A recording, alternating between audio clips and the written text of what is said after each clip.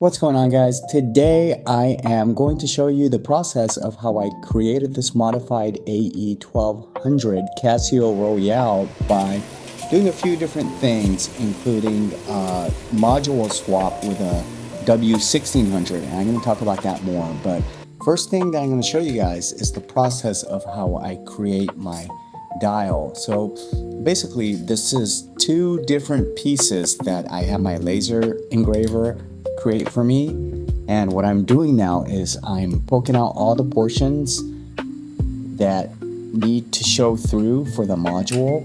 And this is a two-layer dial, so the design I created was intended for two colors, and the only way I could do that with a laser machine is to create a dial and basically a sub dial.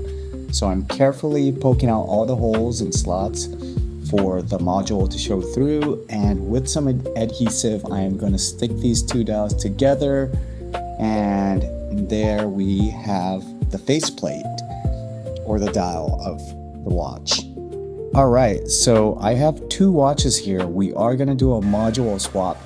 So basically using the X pattern formation, I'm taking the screws off first, and we're going to do that for both of the back plates.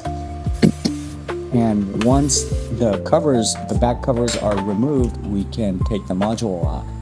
So basically we are making sure that all of the I'm gently going along the sides to pop the module out, and there we have it. So this is the AE1200 module, and what I'm doing first is I'm taking the faceplate, the new faceplate that I created, and I'm making sure that everything fits correctly and it aligns according to the module. So now that I've done that, what I'm doing is I'm attaching these dial dots, basically double-sided tape. So these work really well. I use them all the time for my other watch modding projects. I do a lot of automatic watches and other types of watches as well, and dial dots have been my go-to for the last few years. But I use the dial dots to attach the new faceplate that I created onto the module.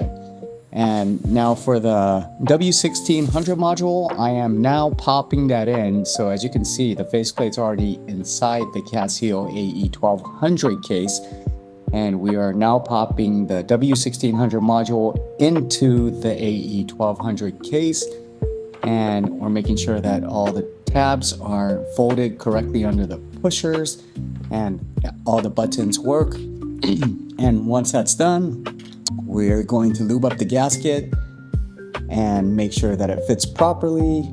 So now we can go ahead and attach the back plate on. And here I am just using my tool to get the screws back in.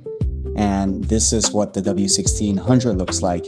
And I am thinking I'm going to go ahead and mod that again. So I still haven't decided what I was going to do.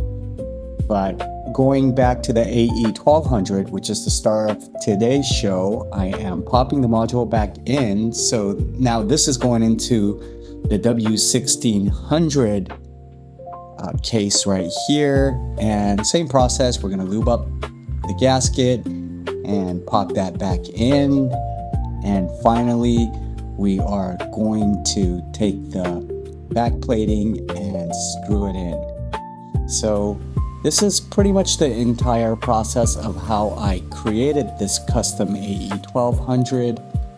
And now that we have the screws in, I flip it over to check it out, make sure all the buttons are working, and this is how it came out. Let me know what you guys thought of it and give me some ideas of what type of projects to do next. Thank you guys so much for watching, and hopefully I will catch you guys shortly.